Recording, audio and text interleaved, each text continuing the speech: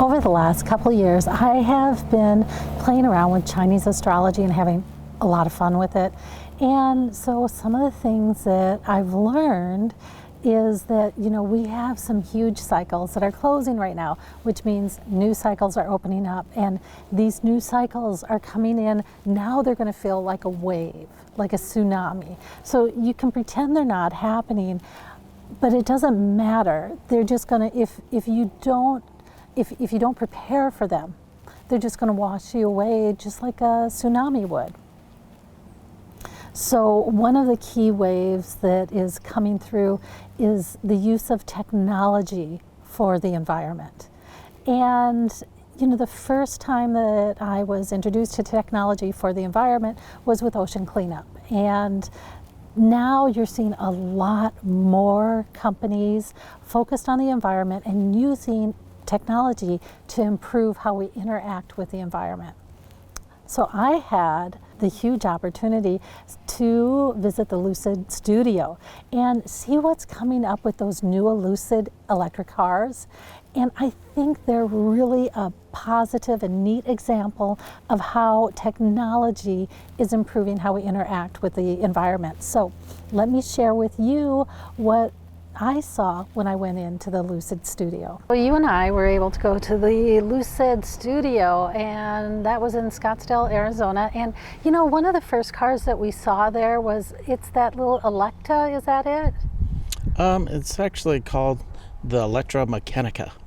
It's a one-seater little electric car that I think that you can rent and drive around. How fast? Do you know how fast they go? I have not looked at the stats of those things. That was the first time I've ever even saw them.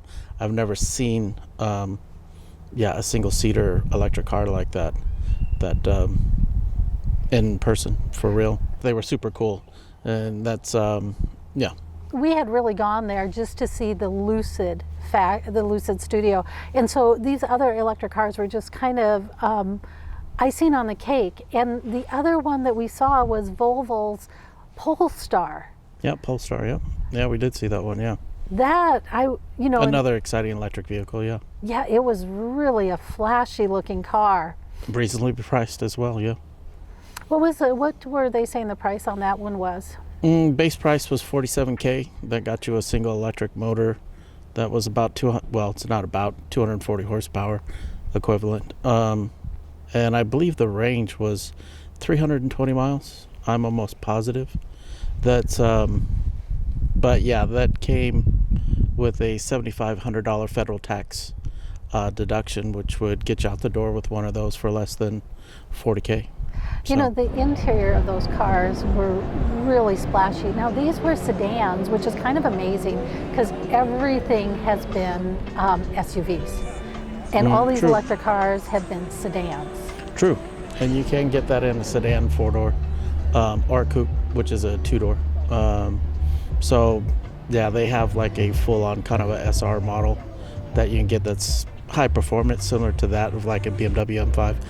But they have the kind of like go get your groceries one, which is a four-door, and you can get that one, like I said, in the base for $47, and that's the high performance one I think only went up to $57. So now I like Volvos, and that car was not a letdown. It was a pretty car, and it was pretty flashy, and it looked like it would definitely be a great car to try and test drive.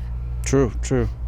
Yeah, I think key thing to take away from that is that Polestar is a separate entity from Volvo, very similar to Mercedes and AMG. That's Mercedes has their house, and then they have a skunk work that goes to their skunk works known as AMG, and Polestar is AMG in a sense. So yeah, these guys are kind of an entity unto themselves, really, but they do share the same high standards of quality that Volvo has, especially when it comes to the interior, and we got to see that firsthand. This is true. Yeah, I totally was overwhelmed when I sat in there and saw their stitching on their leather, the panels that they were using. It was a really comfortable car, and it was pretty exciting for me. It really was. Yeah, that's the fit and finish was obvious. you could really see in the stitching and the quality of materials that they put into the interior, and everything was engineered nicely to where it just made sense. It was intuitive, they would call it. Yeah, and it was intuitive. Oh my gosh. Because we've been in a couple cars recently that are completely not intuitive. And we're True. not even sure how our phone hooked up to them. True. True. You know, and then the cherry on top, the whole reason why we went there was to see the Lucid studio. And so then we got to see the Lucid cars. Now, these, you know, I was pretty excited about that little one-seater. And then the Polestar, I thought that was really amazing. But let me tell you, I think I was kind of floored when we hit the Lucid and we started talking to them and we started seeing what they offered. True. That's, like I said, that's, yeah, Lucid in particular is a company that kind of is like, it's worth taking notice over, in the sense that it's an answer to many of questions that I think are pertinent to the world, which is missing as far as advertising, marketing, and media hype is concerned. And is that it has, one, it's a homegrown, you know, bred company right here in the United States, to be more exact, right here in the state of Arizona where we're at. Yeah, so this is a U.S. company. True. Manufactured right here. Manufacturing is here in Arizona. Yep, Southern La Grande, Arizona is their manufacturing plant. Yeah, I would have loved to have been able to take a tour of their manufacturing plant, but they're not doing tours. It also addresses, you know, one of the bigger things is that from a market perspective, you need competition. And Lucid is going to provide that competition in the market, you know, is only a benefit to consumers, because that'll drive prices down. But it also forces corporations to put their best foot forward and trying to outshine the other guys. And so it's a win-win situation for consumers and hopefully for corporations. And the third is that it addresses, you know, what we all know and are aware of is climate change. And so, I mean, when you think of a vehicle like Lucid that, from my hands-on experience, is comparable to build quality, luxury, if you want to call it that, of a Mercedes-Benz S-Class, BMW 7 Series, which are six-figure vehicles. And yeah, you can get in the door with something comparable for $77,000. I mean, it's kind of smack bang right into the luxury thing, which, like I said, a vehicle that gets 500 miles to a single charge, and with gas prices getting ready to cap out at $5 a gallon as we speak in California, I think, you know, this thing has more importance not only to, you know, the country, but to the world, to address gas prices as we go forward. Well, just to address the fact that we can't stay on fossil fuels, we just can't do it anymore. And then here's the thing, that Lucid car, its range is about 500 miles. Yes. And they're saying their charging is the same as Tesla. It's a half-hour charging on Tesla. So that's a level 2 charger. And then the other thing that I thought was, you know, I was sitting on their seats. In the studio, they only had a mock-up car. And the thing is when I was sitting on the seats, you don't really notice it at first. It's time sitting there, and all of a sudden I started noticing all these little nuances that they put in to make this a really comfortable car. Well, first, the seats were really, really comfortable. And if you remember the old Ford seats from the 1980s, those were comfortable, but these really fit your back in this really weird way that the minute you sat in them, your back started relaxing. And then I started noticing the things like the steering wheel, where they had that flat spot so you could just put your hands on the steering wheel, which is how a lot of people drive. I mean, they did these little things that you don't notice until you're in it. That was my take on it, that the engineers really put pen to paper when it came to ergonomics throughout the vehicle. That's the ergonomics were first and foremost in the seating, because as I was watching you sit in the seats, I noticed how well the upright position, lumbar support, things of that nature were being addressed just in the curvature and the lateral support bolsters that it had in the seats. And yeah, the competizione flat spot on the steering wheel is a nice touch for that sporty kind of vibe that individuals may be looking for or not, but still, it was cool. Yeah. The other thing is you can upgrade and get massage chairs on the first 2 front seats. True. And the other thing that I thought was really neat, and this is again understanding who your consumer is and understanding the problems that they face today. Like today, we set all our seat things and we press the memory, and then you jump back in and you press memory and you get there. But if someone accidentally overrode your memory, you have to do the whole thing over again. Setup process, yeah. And what they had in Lucid was they had facial recognition. Let's talk about setting the car for each individual person. Right, so overall the car has facial recognition, so you'll have your profile, and those profiles save to the specific things that you want. So like your steering wheel, your seating, basically all those will get saved to your profile and changed to your That's pretty options. awesome. Yeah, so that's the car pretty legit. recognizes your face when you get in. That is correct, yeah. So at the top. So they could figure it out, the car figures it out by looking at your face. True. And that is called light wave technology. It's actually a 3D scanner that's mounted just above the steering column. I would like to see in the future telescopic foot pedals. Oh yeah, that's right. That's one thing they didn't have. Yep. But the fact that yourself would get in the car would tailor itself to that individual or me. That's super cool stuff. That's the Mustang Mach-E has that light wave technology. And as well as GM's Cadillac has the light wave technology where it recognizes your face. Those are more so used to make sure you're paying attention to the road when you're using autonomous driving.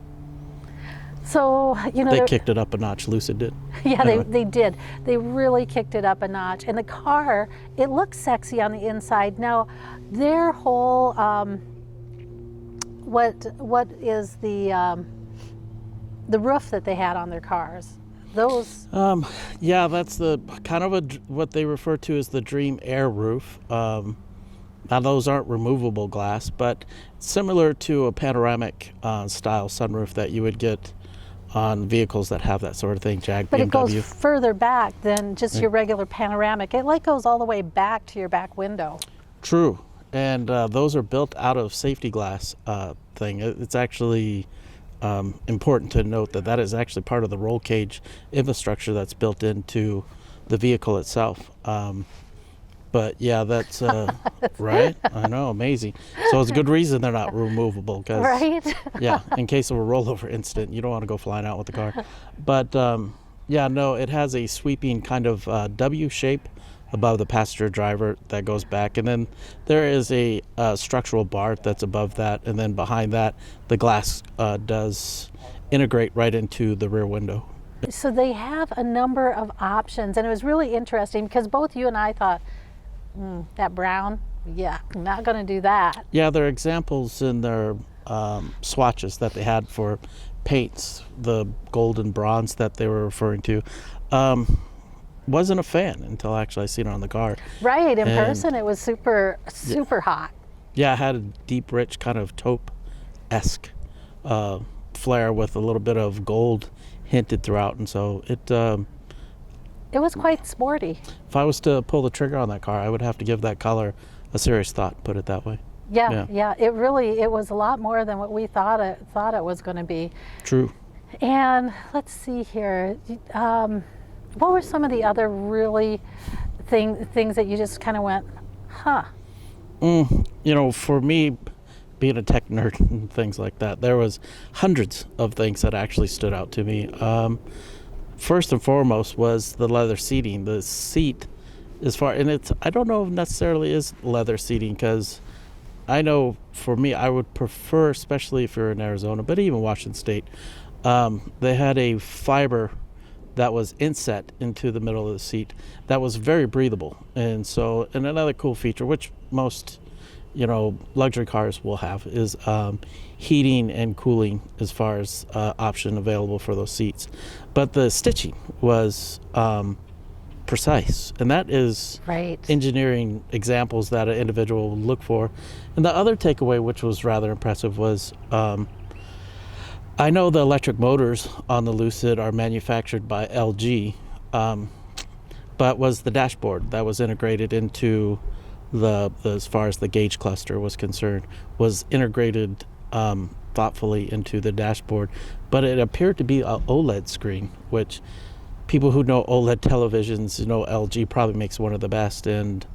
But I think that would be a bit of a stretch to have an OLED as far as manufactured into something that was doing what it was doing. But the infotainment and tech package definitely looked next generation. All of it had haptic feedback. All of it was touch control. All of it switched back and forth seamlessly. So the intuitiveness was on another level too. If you had a phone call or something like that sitting up here, you could easily swipe it down and then it would show up on the tablet down here. And Flow. they really did think about their customer. I mean, I'm not saying that Tesla didn't. I'm not saying that BMW didn't, because I know when we sat in the BMW electric car, we were like, whoa, this is really cool. But really, this Lucid's taking it to the next level. I mean, it's really putting the competition out there and saying, hey, come to the table. You've got a True. long road to run to. And all things considered, at a very competitive price. Yes, yeah. And it's one of those things that kind of took us by surprise. I mean, I've seen, a lot of cars that were, very nice. I mean, that's and you could always appreciate the lines, the architectural structure that goes into the curvatures of a vehicle. And Lucid didn't play. It was They came with their A game. Very nice. Yeah. And here's the thing: it's artistic. That's a really good word for it, artistic. But here's the thing with it is, like, okay, 77,000. Let's say that's too much. I mean, I'm not going to cry if I went and got the Polestar. That's not going to make me go boo-hoo. That was a nice car too. Mm-hmm. Just if you can step up to the game, that Lucid was seriously the Dream Air. They were right when they called it the Dream Air. And that's, just to be clear, that there's three models, there's three levels of stuff, and that's one is the Touring, which is their base model, and I think that starts at 77. And then they have the Grand Touring, which to me, I'm not too sure, really couldn't get into it, and I have to say, that's the help that we got at the gallery at Lucid was pretty awesome, because there was a guy there by the name of Shaq. And I'm sorry, as far as, having a rep by the name of Shaq, it doesn't get much cooler than that. And it was cool, very knowledgeable, gave us a great tour of the vehicle, and I don't think I stumped him with a single question that he couldn't answer. They could answer everything. And literally probably gave him 50 to 60 different questions, and he was on point. And so, but yeah, that's the Grand Touring. I think it's between 70 to 80. But then after the Grand Touring model, but after that is the Dream model, and that's their flagship model, and that one can get up to the 160K range. So that's for those that actually have a different kind of checkbook. But you'll really like that one. True. The takeaway was that no matter what tier package you got, when you sat in it, you felt special. Yeah. And then that's when somebody puts in their work to be able to say, hey, this is it, this is the thing that I'm going to get. When you sit in it, you want to feel special. And I firmly believe that the Lucid Car Company pulled that off, without a doubt. The one thing, when you're talking about feeling special too, I mean, even when you bought the lower package, you still got the same range. And I think that is really pretty important. I think it's imperative, yeah. Yeah. I think that's a very imperative thing this day and age to have, because as you mentioned, like the three biggies that I don't see discussed much, with California cresting that $5 a gallon, for gas, having a vehicle that can pull off 500 plus miles on a single charge. I don't think you're ever going to be buying gas, honestly, ever again. And I mean, that brings up the valid point how combustion engines seem to, have this angst against electric cars. And it's a small community, but still, nonetheless, that it still goes on. We've heard of icing and things like that. But it's, there's no we versus them in this type scenario. It's never been that way. It's all just marketing propaganda, hype type sort of nonsense. Because, I mean, if you look at, and this is kind of like, well, what does toys got to do with electric cars or cars in general? But if you look at the model train planes and cars, when console games and computer games came about, thought it was the end of that genre of enthusiasts. And if you were to YouTube any of that stuff, you would see that, if anything, as enthusiasts begin to take over that part of planes, trains, cars in the RC world, it's never been more healthier. Period. Yeah, and I think that's just the thing about change. I mean, we all know change causes fear in a lot of people. You know, they're comfortable with where they're at, and yeah, so change causes fear. And one of the reasons why we're talking about this is because the wave that's coming through right now is a technology wave for the environment. And you can say that I'm not going to get on this, and that wave doesn't care. It will wipe you out like a tsunami. It doesn't care. And so part of, you know, looking at technology and understanding the environment and saying, how can I participate in this instead of getting wiped out by it, is looking at what's out there and going, is that something I can use? Yeah, and true. That's a valid point. As electric cars inevitably do kind of become the mainstream, Chevy, Ford, all the guys are coming out with their own version of the Silverado, the F-150. Well, the John Deere tractor. There oh my is gosh, plug it in, it unplugs itself and goes out and does your work for the day. I mean, the takeaway is that it doesn't have to be we versus them in this type scenario. Right. It's because as long as there is enthusiasts out there that love to tinker with cars, there will always be parts and supplies that will actually be available to them to still build that big block 454 Chevy motor. And as this trends, I guess, and we do see that with that big block. True. That's as the world, I guess, in general, begins to move to electric. It just means more parts and things like that will be in supply finally for individuals who are true enthusiasts when it comes to, you know, that Model A Ford, that 56 Chevy, you know, whatever is clever, that it'll always be there. It's not going anywhere. It's just time to get along and have a good time and appreciate what technologies bring to the table. And yeah. Isn't that the truth? Isn't True. Everybody saying today, can't we all just get along? Right. Yeah. Yeah.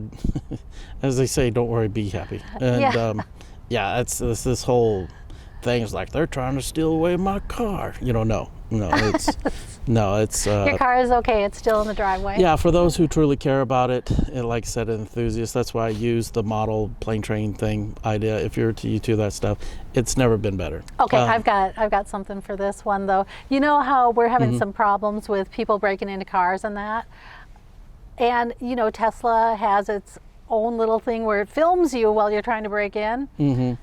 Lucid's going to do the same thing for you. The Sentry system, yeah. Yeah, only it's going to do it with 14 cameras. So wherever you are, whether you're on top, whether you're underneath, whether you're on the sides or in front or back, that car will film you. That is true. Yeah, there's 3 cameras on the driver's side and passenger side alone, which was... Camera in front, 2 in the back. Yeah. And the guy was nice enough to give us a walk around. So their Sentry system is pretty legit as well. That one is going to be pretty awesome. So we're going to be sure that Lucid car is going to stay in your driveway. Yeah, exactly. If not, you know, you're going to get a picture of yourself taken as one of those dumbest criminals to exist on the planet. Hello. Right. Yeah, those guys that always get their picture taken right before they take whatever it is they're going to take. But anyhow, yeah, that's was a very positive experience, a very positive product. Like I said, not only for, you know, what it means to, because this is the second major manufacturer of electric cars. So I guess maybe it's our way of saying, ooh, sorry for all those carbon emissions that the United States, you know, kind of started off with. So Yeah, here's something that the U.S. is back in the game on. So we're trying. liking Yeah. that. Trying Liking that. bit by bit, bit by bit, little by little, is what I was trying to say. Well, But, hey, yeah. Frank, thank you so much for coming out chatting about these cars. I mean, you're like this insane car enthusiast. You know everything about these things. A little bit, yeah, a little bit. Not everything, man. That Shaq put me to shame. That's and bless his heart. You know, He was really good. He was really good. that is a star employee. You know, it's really but the guy knew his stuff, and I couldn't stump him, nor was I trying to. But every question that I could think of, he's like, yes, right here. So kudos to Shaq if you do watch this or see this. But And the other thing is, and that's not Shaquille O'Neal. That But was it another was his dude. name. Yeah, another dude just happened to be named Shaq. and the other thing that was really positive about our experience there is that whole team that was in there. There was like 4 of them in there. They all worked together. They worked together really well, and that was really positive. That was the thing. Hey, thanks for watching. And we can go on and on and on and talk about this car forever, but do yourself a favor. Check it out. And until next time, I'll catch you on the other side.